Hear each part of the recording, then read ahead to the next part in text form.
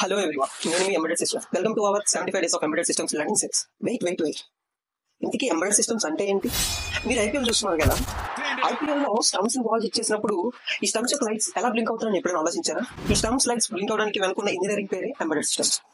Let me explain that. Once stumps ball hit చేసినప్పుడు ఈ impact sensors sense చేసి micro controller కి ఆ డేటాను పంపిస్తుంది. ఇంతకీ మైక్రో కంట్రోలర్ అంటే ఏంటి? అది ఒక మినీ బ్రెయిన్ అనమాట. సో మనకి రియల్ టైమ్ లో ఒక బాల్ తగిలినప్పుడు మన నర్వస్ సిస్టమ్ బ్రెయిన్ కి ఎలా అయితే డేటా పంపిస్తుందో, ఈ సెన్సార్స్ డేటాని మైక్రో కంట్రోలర్ పంపిస్తాయి. తీసుకున్న ఇన్పుట్ డేటాని ప్రాసెస్ చేసి అవుట్పుట్ ఇస్తుంది మన మైక్రో కంట్రోలర్. ఆ అవుట్పుట్ మన లింక్. ఇక technical definition of embedded systems లోకి వచ్చేసరికి, embedded system is a combination of hardware and software design to do a specific task inside a large system. Hardware అంటే ఆ ఇన్పుట్ ని తీసుకోవడానికి ఉన్న సెన్సార్స్ ని, అలాగే మైక్రో కంట్రోలర్ లోపల ఉన్న సాఫ్ట్వేర్ ని యూజ్ చేసుకొని మన కోసం ఒక స్పెసిఫిక్ టాస్క్ అంటే ఆ ఎల్ఈడీస్ ని బ్లింక్ చేయడం అన్నమాట. సో మనకి ఇలాంటి ఎంబెడెడ్ సిస్టమ్ డైలీ లైఫ్ లో చాలా ఉంటాయి. అంటే ఆటోమేటిక్ బ్రేకింగ్ అని, washing machines, micro ovens. So మీరు ఇప్పటి నుంచి ఎప్పుడైనా ఐపీఎల్ చూసేటప్పుడు స్టంప్స్ బ్లింక్ అవడం చూసేటప్పుడు ఎంబెడెడ్ సిస్టమ్స్ ని గుర్తు చేసుకోండి. ఇంకా చాలా విషయాలు నేర్చుకున్నాం నెక్స్ట్ 74 డేస్ లో. So thank you.